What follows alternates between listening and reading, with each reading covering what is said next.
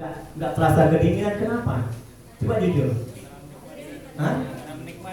Malah pinter kali nih abang ini, menikmati hati ini, ya. Jadi nggak terasa begitu panas, ya. Karena dekat sama si doi, ya, naik kereta, perjalanan jauh, ada naik sepeda lagi. Jadi hati berbunga-bunga, betul.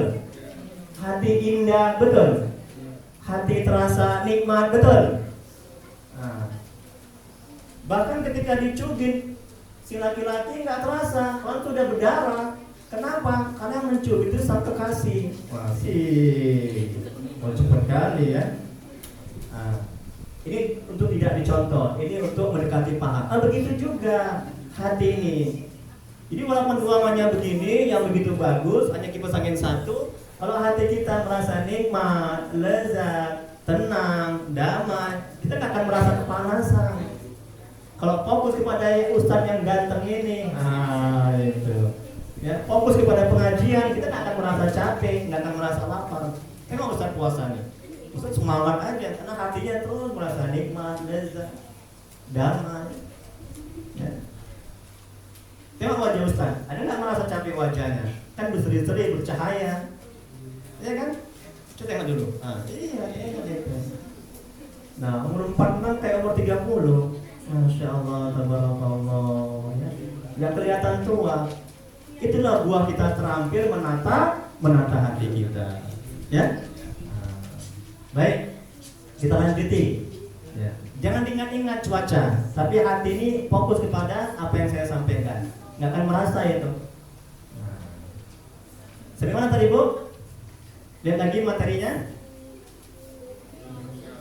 Ya, serta hatimu sekarang kan. Nah, jadi manajemen hatinya bergantung pada Allah, rahmat Allah, karunia Allah. Jadi kita nggak boleh bergantung kepada gaji, kepada pimpinan, kepada pekerjaan kita, kepada kepintaran kita. Kalau itu yang kita lakukan, kita akan stres dalam bekerja. Kalau itu yang kita lakukan, kita akan memikirkan gaji terus. Kalau itu yang kita lakukan, kita akan sakit hati ketika apa yang kita kerjakan itu nggak dipuji, nggak dilihat, nggak dibalas budi. Ini akibatnya kalau kita bergantung bersandar kepada kerja kita. Paham Bu? Ada pertanyaan? Udah paham tadi apa yang saya sampaikan? Masya Allah, pintar-pintar semuanya, alhamdulillah ya. Ukhrawi akhirat, ibu yang baik hati. Ya kan, duniawi, ukhrawi akhirat. Dan juga jangan kita bekerja orientasinya kepada surga, jangan. Kalau itu yang kita lakukan, kita akan stres, sengsara, menderita, dan kita kan jadi nggak ikhlas jadinya. Kerja aja karena Allah, mengharap ridha Allah, gitu. Jadi jangan ada keuntungan untuk masuk surga, untuk meraih kenikmatan di surga. Nggak usah seperti itu. Nanti jadi nggak ikhlas. Dan kita akan sakit hati nantinya ketika apa yang kita lakukan itu nggak dipuji, nggak dibalas budi, tidak diperhatikan sama pimpinan. Capek kerja di kampus ini, nggak dipuji, nggak dibalas budi, nggak ditengok kerjaan aku. Udahlah, biasa-biasa aja aku kerja. Ini akibat dia bergantung bersandar kepada pekerjaannya. Jadi hati hanya bergantung bersandar kepada Allah, kepada karunia, kepada rahmatnya. Masya Allah. Pintar pertanyaan ibu itu. Tabarakallah. Ada lagi pertanyaan? Udah paham? Ya, Masya Allah, tabarakallah ibu Cici. Ya, silakan Bu. Ya. Waalaikumsalam warahmatullahi wabarakatuh. Tunggu bentar Bu, bentar. Saya mau tanya dulu. Coba jujur dulu. Terasa nggak apa yang saya rupiah dari jarak jauh itu? Jujur. Tapi kita bilang nanti cerita rupiahnya nanti dulu. Enggak, sebentar aja dulu. Saya mau tahu. Kalau saya Jujur. nggak tahu lah ya, kan orang yang Enggak, dalam diri ibu gitu. ya pasti ada. Alhamdulillah. Enggak, ini saya bilang begini untuk memotivasi yang lainnya, ya, supaya mau diruqyah. Paling enggak dia ruqyah mandiri di rumah. Nah, jadi kan dia lihat, oh iya, Ibu Cici memang ada perubahannya, semakin baik, semakin manis, semakin cantik, semakin dia. Aku mau lah diruqyah, aku mau lah buat ruqyah di rumah. Nah, itu tujuan saya. Oke, silakan. Sebelum saya lupa ya, maaf ya saya potong. Jadi segini, Iya. Itu kan pada tahapan level manusia yang sudah memahami. Iya. Kan, sementara kan kita di sini itu kan bervariasi. Betul. Kan seperti yang tadi Ustaz sampaikan bahwa kalau bersih hati Pintar. maka seluruh amal ibadah lainnya juga Bagus. bagus. Dan ikhlas, pintar. Masalahnya kan nggak mudah. Nggak Iya. mudah melakukannya. Lantas Iya. bagaimana? Nggak mudah ya. Kayaknya kan nggak bisa langsung mudah itu ibadah. Iya, betul. Ya ibadah kalau lapar kan nggak bisa. Iya, iya. Jadi maksudnya gini, Ah, dalam tahapan apa, Iya. bagaimana cara Iya. supaya kita lebih mudah menerima segala sesuatu, karena kan berkaitan dengan masalah hati tadi. hati ya. Sehingga ketika dikasih masalah kita nggak menganggap itu adalah Beban ya. beban. Ketika Dan bala bencana ya. ketika dikasih kesenangan juga kita nggak menganggap itu Pintar. adalah upah. Pintar, pintar. Gimana? Masya Allah, bagus sekali. Ya, jadi untuk inilah ya, untuk tahap orang yang pemula ya. Ya, macam mana agar ketika diberikan cobaan dari Allah itu tidak menganggap cobaan itu sebagai azab. Nah, bagaimana caranya? Nah, jadi kita harus sadar dan paham ya bahwa cobaan itu bukan untuk menyengsarakan kita. Cobaan itu bukan untuk memudaratkan kita. Cobaan itu bukan untuk membuat kita menderita. Ya. Jadi kalau kita sadar akan ini manajemen hatinya. Kalau kita sadar akan hal itu, kita akan terbantu untuk bisa bersabar. Tapi kalau persepsi kita di awal ketika ketimpa musibah, kita menganggap cobaan itu sebagai malapetaka, sebagai azab, matilah kita, menderitalah kita, sengsaralah kita. Nah, itu kita tidak akan bisa bersabar dalam menghadapi musibah. Yakinlah. Nah, untuk tahap awal bagaimana reaksi kita ketika kita ketimpa musibah? Orang yang masih pemula, orang yang masih awam. Ketika ketimpa musibah, ya, kita katakan ini minimal ini, innalillahi wa inna ilaihi raji'un. Kemudian apa lagi? Kita mengambil wudhu. Kemudian apa lagi? Kita sholat 2 rakaat. Nah, jadi Nabi itu Rasulullah kalau misalnya dia hatinya nggak tenang, dia sholat 2 rakaat, sholat sunat hajat, minta kepada Allah. Hajat apapun yang kita inginkan, itu sunnah hukumnya didahului dengan sholat sunat 2 rakaat. Sholat sunat hajat kita minta. Di sujud terakhir kita minta, tapi jangan diucapkan, nanti batal. Dalam hati, ya Allah, aku mau menikah. Nanti Allah akan kasih. Kemudian kita berdoa. Nah, itu tahapan untuk orang pemula, untuk orang awam ketika mendapat musibah. Yes. Terus yang kedua mengenai kerja. Macam mana mengkondisikan hati supaya bisa ikhlas dalam bekerja? Tidak orientasinya gaji, uang, atau jabatan. Macam mana caranya? Kan nggak bisa langsung ujuk-ujuk kita ikhlas, ya kan Bu? Langsung ujuk-ujuk kita bisa bergantung bersandar kepada Allah, ya kan? Emang butuh proses. Nggak bisa kayak memberikan telapak tangan gitu kita langsung bisa ikhlas, langsung bisa tidak orientasinya tidak gaji. Ya butuh proses. Macam mana awalnya? Yang pertama tobat dulu. Ini tolong dicatat. Nah, jadi sebagus apapun ikhlas kita, ya, sebagus apapun ketergantungan kita kepada Allah, kita arahkan hati akal pikiran kita. Kalau kita nggak didahului dengan tobat, itu nggak akan bisa terjadi. Karena ikhlas ini adalah karunia Allah, pemberian Allah. Bukan karena amal ibadah kita bisa ikhlas, bukan. Paham kan? Nah, jadi untuk bisa ikhlas, yang pertama adalah tobat. Nah, jadi apa syarat tobat? Yang pertama, menyesali perbuatan. Yang kedua, tidak mengulangi. Yang ketiga, apa lagi syarat tobat? Berjanji, tidak melakukan, berniat. Dan yang keempat, syarat tobat, kalau ada yang kita zalimi, kita minta maaf. Kalau ada barang orang yang kita ambil, kita pulangkan. Jangan kita tobat aku ya Allah, tapi sandal orang di rumah kita aja. Itu nggak akan diterima tobat kita. Tobat aku ya Allah, tapi kita nggak minta maaf kepada orang kita zalimi. Ini kita mau Ramadan, ya. Jadi amal Ramadan kita akan diterima oleh Allah kalau kita sudah memaafkan dan minta maaf kepada orang yang kita sakiti. Tapi kalau kita nggak minta maaf, tidak kita maafkan, maka amal Ramadan kita akan sia-sia. Ya.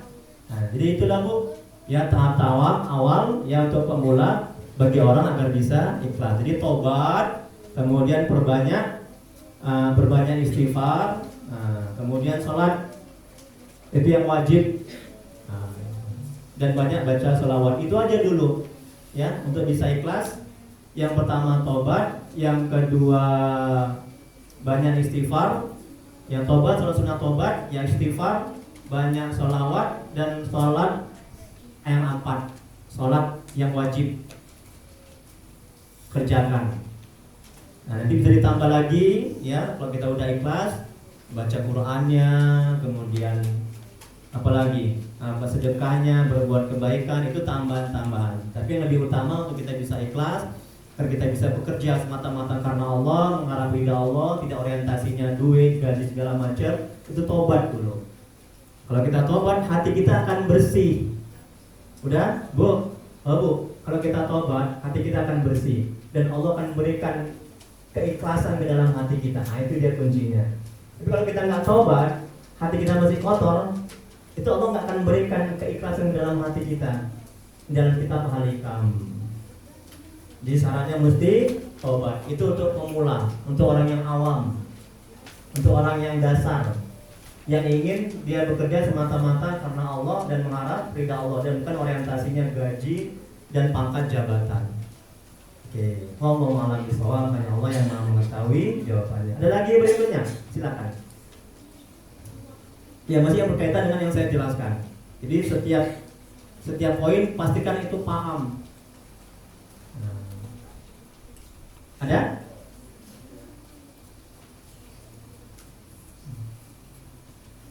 Ini kan hikmah yang ke-48.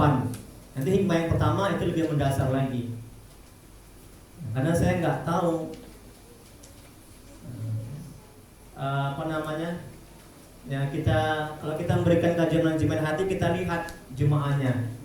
Apakah jemaahnya dosen semua, apakah pekerja semua, apakah campur. Ini kan campur jemaahnya. Ada yang mahasiswa dan mahasiswa, ada yang pimpinan, ada yang staf, ada yang pegawai, ada yang anak-anak juga. Makanya saya ambil hikmah yang ke-48. Nanti insya Allah pertemuan berikutnya kita mulai dasar hikmah yang pertama. Amin ya rabbal alamin. Ada lagi pertanyaan? Nggak ada. Silakan berikutnya. Yang mana sekarang? Serta hatimu memandang bahwa amalmu masih jauh dari kesempurnaan. Tengok nih Bu, untuk layak bisa diterima oleh Allah. Coba kita perhatikan. Orang yang buruk adalah orang yang menganggap dirinya baik. Betul? Betul kan? Dan sempurna. Begitu juga dengan kerja ibadah. Beramal bila sudah merasa baik dan bagus, maka amal ibadah kita akan cacat. Kalau kita kerja di kampus ini, kita menganggap kita kerja sudah baik, sudah hebat, sudah merasa bagus, ya, sudah merasa menguasai, yakinlah kerjaan kita itu gak akan dinilai oleh Allah. Betul Bu? Betul Bu? Makanya saya kaitkan dengan dunia kampus, kaji kita manajemen hati ini. Saya kaitkan dengan dunia kerja. Ya. Oh, aku yang paling pintar di kampus ini kerjaannya. Aku yang hebat. Nah, aku yang pintar komputer, aku yang ini segala macam. Itu tidak akan dipandang oleh Allah. Dia merasa baik, sembunyinya buruk. Orang yang merasa baik, sembunyinya dia itu buruk. Orang yang merasa buruk, sembunyinya dia itu baik. Betul? Betul kan? Masya Allah. Enak kan tentang hati kan, manajemen hati kan? Enak, ya? Nggak akan ngantuk kita. Nah, jadi kemudian berikutnya, bila kita bekerja, menganggap kerjaan sudah baik dan bagus, hati akan pikiran kita tidak akan termotivasi untuk memperbaiki, meningkatkan, dan kita butuh untuk dipuji. dan diakui apa yang kita lakukan. Dan orang-orang akan enggan untuk menasihati, mengkoreksi, dan perbaiki. Ini celakanya, Bu. Kalau kita menganggap kerjaan kita itu yang terbaik, yang terbagus, yang terhebat di kampus ini, itu dia celakanya. Ya, kita nggak akan butuh untuk memperbaiki, nggak akan termotivasi untuk bermuasabah, untuk memperbaiki, untuk mengkoreksi. Dan kita nggak akan butuh nasihat, masukan, dan kritikan orang lain. Karena apa? Karena kita sudah merasa baik, sudah merasa sempurna kerjaan kita. Nah, ini manajemen hatinya. Jadi jangan merasa hebat di kampus ini dalam bekerja. Jangan merasa sudah sempurna di kampus ini dalam bekerja. Ya, dalam belajar, aku yang pintar. Jangan. Nggak akan terangkat amal ibadah kita, akan sia-sia. Dan orang seperti itu akan dijauhi, betul. Dan orang enggan untuk menasihati, betul Pak? Betul Bu? Karena apa Bu? Kenapa orang enggan menasihati dia, mengkritik dia? Bu, tolong jawab. Kenapa? Kenapa orang enggan untuk menasihati, mengkritik orang seperti itu? Kenapa? Nah, ini saya kalau ngajar di kampus suka seperti itu. Kita diskusi supaya nggak ngantuk, supaya terbuka pikiran, supaya duduk ngaji itu. Jadi jangan hanya nyerocos saja dosen ustadz itu, ya. Nah, kenapa? Ayo saya akan berpikir. Karena dia sudah merasa lebih, betul. Sudah merasa pintar, betul. Sudah merasa bisa, betul. Jadi orang ketika dia terjatuh ke dalam kesalahan, orang akan enggan. Dia kan sudah pintar, dia kan sudah baik. Nah, itu manajemen hatinya. Masya Allah, enak kan? Insya Allah nanti setelah pengajian ini semakin meningkat produktivitas mahasiswanya, semakin baik kinerja pekerja para staf-staf dan dosen-dosen. Ya. Ada pertanyaan? Enak ya?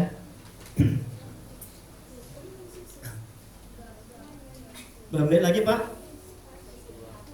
Berapa menit lagi? Nggak terasa ya?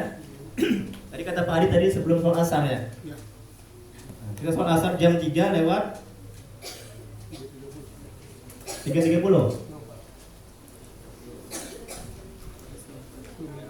10 menit lagi ya? Ya, 10 menit lagi. Jam 3.30 asar ya? 10 menit lagi ya? Oke, ada pertanyaan? Nah, nanti sisanya nanti kalau nggak paham bisa di WA tanya atau di telepon. Oke, baik ya, Masya Allah, tabarakallah Ibu. Ini Ibu ini dosen apa staf? Masya Allah, Ibu siapa? Masya Allah, udah pernah diruqyah Ibu? Insya Allah diruqyah ya. Sudah menikah Ibu? Alhamdulillah sudah. Alhamdulillah, tabarakallah. Silakan Bu, tanya.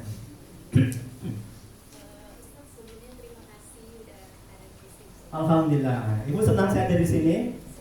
Saya juga lebih senang. Masya Allah, tabarakallah. Bisa silaturahim ya. Lagi sama Ibu Cici yang udah lama nggak ketemu. Silakan Ibu.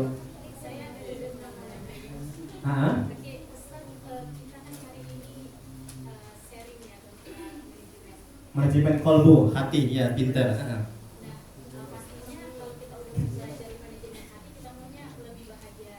Pintar, iya, emang itu dia.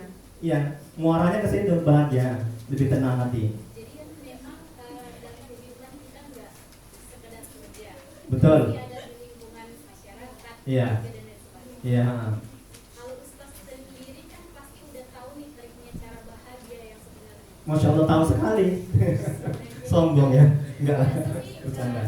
Saya pribadi kalau misalnya nih ada kendala atau masalah di saya keluarga. Dalam rumah tangga. Pasti ya. Iya. Ustaz, kalau misalnya kita tadi teman, tadi rumah tangga. Suami ya, anak-anak ya, pintar. Nah biasa misalnya ada masalah nih sama suami misalnya. Iya, sama suami ya. Tuh suka kesel gitu. Pintar, hati ini kesal ya. Kesel. Nah, hati ini dongkol ya. Masya Allah, pintar. Kita nggak mau kita nggak bahagia. Pintar. Pasti ada Nah. afirmasi yang mungkin bisa beruntung punya suami ganteng. Masya Allah, tabarakallah. Tengok suami gue ini ganteng ya kan. Alhamdulillah.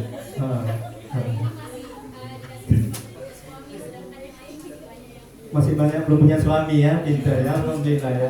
Insya Allah nyusul yang lain nanti ya. Terus. Iya. Misalnya keluar pergi dengan kerjaan tapi Pinter. alhamdulillah masih hari ini masih ada kesempatan. Pinter. Ih, bagus sekali Bu ya. Ibu udah mengamalkan manajemen hati itu. Ya Allah, pinter kali ya, alhamdulillah. Udahlah, besok gantikan Ustaz lah ya ke depan ya. Iya, takjub. Itu dia pelajaran manajemen hati itu seperti itu supaya hati tenang. Terus kan Bu, saya senang dengarnya. Nah. Karena untuk menetralisir keadaan yang kayak gitu, Nah. kadang ada setan yang masuk. Iya, setan ya. Banyak sekali masalahnya. Pinter. Bosan kali gitu. Kalau Iya. Ustaz sendiri, ketika ada masalah kayak gitu, kita gimana netralis? Masya Allah, tabarakallah, pintar ya. Terima kasih Bu ya, bagus sekali ya. Ya, jadi saya tenang tadi kalimat Ibu tentang manajemen hati agar hati kita bisa tenang dan bersyukur ketika mendapat musibah sama suami kita, yang mungkin suami kita yang belum taat. Tengok orang-orang yang belum punya suami, jangan aku punya, sehingga kita menjadi bersabar. Ketika kita kesal sama anak kita, manajemen hatinya agar kita bisa bersabar. Tengok anak-anak yang belum punya anak. Nah, itu manajemen hatinya. Ketika kita belum dapat jodoh, ya, ketika kita sudah dapat jodoh, kemudian jodoh kita itu menjengkelkan kita, tengok orang-orang yang belum dapat jodoh. Jadi hati kita tenang, itu bagus sekali itu seperti itu Bu. Nah, jadi kembali kepada pertanyaannya, Ustaz, bagaimana cara manajemen hatinya ketika kita mendapat cobaan hidup, entah itu sama suami, entah itu sama anak atau istri atau kawan lainnya, gitu ya Bu ya. Macam mana manajemen hatinya agar kita bisa bersabar, gitu ya. Nah, ingat Bu, ketika ibu mendapat, ini coba timbulkan ini kita kembali ke hati. Timbulkan kesadaran dalam hati akal pikiran ketika mendapat musibah cobaan hidup, ya, bahwa itu merupakan takdir Allah tidak Bu? Ketentuan Allah tidak? Ciptaan Allah tidak? Kehendak Allah tidak? Kalau ibu sadarkan akan seperti itu, setan menjauh. Ini saya amalkan. Setan menjauh, hawa nafsu terkekang, jin tidak berkutik untuk mengganggu kita, mengarahkan kita kepada keburukan. Karena dalam tubuh kita ini ada jin, namanya jin korin. Rasulullah SAW bersabda, setiap manusia itu lahir itu diikuti dengan korin, sebangsa jin. Ada dalam Al-Quran juga, dalam hadis juga. Dan korin dari bangsa jin ini ada yang kafir, ada yang muslim. Dan juga korin dari bangsa malaikat. Dari bangsa jin ini itu membisikkan keburukan. Jadi setan menjauh. Jadi katakan dalam hati Bu, ini merupakan takdir Allah, ketentuan Allah, kehendak Allah atas izin Allah. Itu setan menjauh. Hawa nafsu terkekang, dan jin juga tidak berkutik untuk mengganggu kita. Nah setelah itu apa katakan? Yang kedua, inna lillahi wa inna ilaihi raji'un. Setelah itu apa lagi? Ambil wudu, sholat 2 rakaat. Coba amalkan. Tenang hati Bu. Serahkan semuanya kepada Allah. Ya Allah, yang bolak-balikkan hati suamiku adalah Engkau ya Allah. Yang memberikan hidayah kepada suamiku adalah Engkau ya Allah. Bilang begitu. Insya Allah, yakinlah hati akan tenang. Gitu. Yang bosan kan kita, paman Nabi tidak beriman, betul? Istri Nabi, anak Nabi, Nabi apa itu? Nabi Nuh, ya kan? Tidak beriman. Bapaknya Nabi Ibrahim tidak beriman. Apalagi kita yang banyak maksiat dan dosa ini, betul kan? Kita nggak bisa memberikan hidayah kepada orang, kepada suami kita, kepada anak kita, ya. Nah, untuk itu kita minta tolong kepada Allah. Itu salah satu cara yang paling the best, yang paling terbaik. Gitu. 5 menit lagi? Silakan Mas Allah. Siapa namanya Ibu? Alhamdulillah, Bu Rani ya. Ibu dosen apa staf? Alhamdulillah. Udah menikah atau belum? Segera. Kalau ya, amin ya rabbal alamin. Ya, amin bilang amin. Amin. Amin. Enggak, saya juga tukang menjodohkan orang. Nah, jadi kalau nggak ada stok, saya banyak stok. Nah, saya nggak sombong, saya nggak bohong. Jadi banyak jemaah-jemaah saya minta jodoh sama saya. Alhamdulillah. Nah, saya jodohkan, saya ketemukan. Kita pakai taruh, nggak boleh pacaran, haram. ya. Nah, kita kasih fotonya dulu, kemudian kita taruh. Jadi alhamdulillah sampai sekarang rukun dari sakinah mawaddah warahmah. Jadi bagi yang belum punya jodoh nggak bisa temui saya, insyaallah akan saya bantu. Dan besar kali pahalanya kalau kita bisa menjodohkan orang, ya kan? Kita akan, riwayat mengatakan akan dibangun istana ya di surga, masya Allah, tabarakallah. Bayangkan itu. Nah, kalau kita bisa menjodohkan orang, ya makanya banyak-banyak menjodohkan orang. Ayo siapa yang mau berjodoh? Atau yang mau nambah lagi? Bercanda ya, supaya ketat kali. Silakan ibu yang baik hati. Ya. Ya.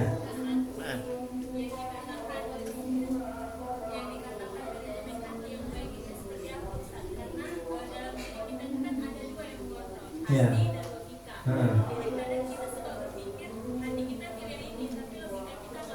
Iya, pintar kan dia, masya Allah, tabarakallah. Semoga Allah membalas ibu ya, amin ya rabbal alamin. Ustaz, yang dikatakan manajemen hati itu seperti apa, gitu ya? Nah, kadang hati kita mengatakan demikian, tapi akal pikiran kita mengatakan demikian, gitu. Nah, jadi coba saya jelaskan. Jadi hati itu, bu, hati itu ada dua.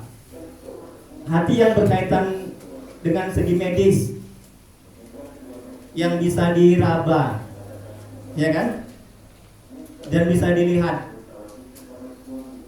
Kemudian hati yang letaknya di dada sebelah kiri itu nggak bisa dilihat, tidak bisa diraba, hanya bisa dirasa. Dan dia mempunyai sifat-sifat ketuhanan seperti penyayang, pengasih. Ada sebelah kiri. Nah, akal letaknya juga di hati. Nah, pikiran tidak di hati, tapi di kepala kita. Itu yang pertama. Terus yang kedua, macam mana manajemen hati? Contohnya satu, ketika ada orang yang tidak baik sama kita, ini contoh untuk mendekati paham, kita disakiti. Nah, kita pakai akal atau pakai hati? Kalau kita pakai akal, kita akan cenderung membalas. Kau neraka tempat kau ya, jahanam kau, iblis kau. Kita akan demikian, dan kita akan dendam, dan kita nggak akan mau memaafkan. Kalau kita pakai akal, karena akal logika ini cenderung kepada bisikan setan dan hawa nafsu. Masya Allah, enak kan? Enak nggak? Bilanglah enak. Ya, bercanda. Saya ulangi lagi, akal ini cenderung kepada bisikan setan dan hawa nafsu. Setan, jin, hawa nafsu itu cenderung kepada ketidakbaikan. Sedangkan hati ini bisikan dari malaikat dan ilham dari Allah. Gitu. Makanya kan orang ulama-ulama bilang ikuti kata hatimu, betul kan? Bukan ikuti kata pikiran, akal pikiranmu, betul kan? Karena hati ini itu nggak bisa dibohongi, betul? Enak kan? Jadi kalau kita pakai hati, kita nggak akan dendam kepada orang yang menyakiti kita nggak akan membalas, kita nggak akan menyumpah serapah. Nah, jadi hati ini bisa bersabar. Kemudian kita katakan dalam hati, oh mungkin dia nggak tahu bagaimana cara berbuat baik. Oh mungkin dia salah dalam menyikapi setiap permasalahan. Ini kalau misalnya aku dendam, apa kata hati? Amalku habis. Allah murka, setan, jin itu semakin menggodaku. Ini kalau kita pakai hati. Makanya kalau kita kerja pakai hati, itu hawa nafsu terkekang.